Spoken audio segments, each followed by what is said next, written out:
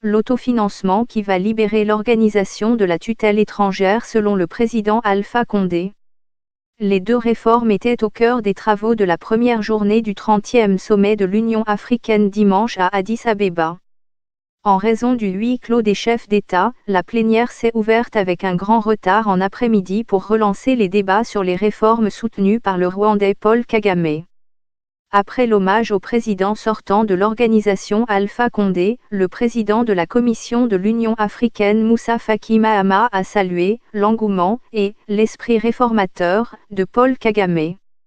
Dans son discours bilan, Alpha Condé a exhorté ses pairs à travailler à la mise en œuvre de l'autofinancement qui est, dit-il, le moyen le plus sûr de résorber le déficit budgétaire chronique de l'Union africaine.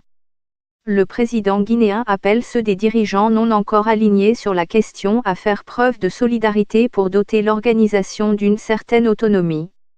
La réforme sur l'autofinancement se définit à travers le prélèvement d'une taxe de 0,2% sur les importations éligibles et la création d'une zone de libre-échange.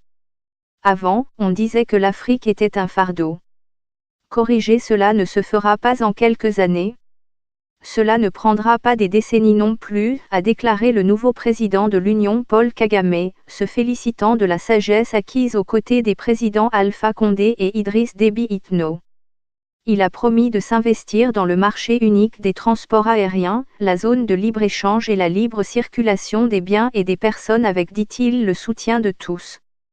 Paul Kagame aura pour successeur en 2019 le président égyptien, Abdel Fattah al-Sisi. Le 30e sommet se referme ce lundi et rendez-vous a été pris pour le mois de juillet à Nouakchott en Mauritanie où se tiendra le prochain.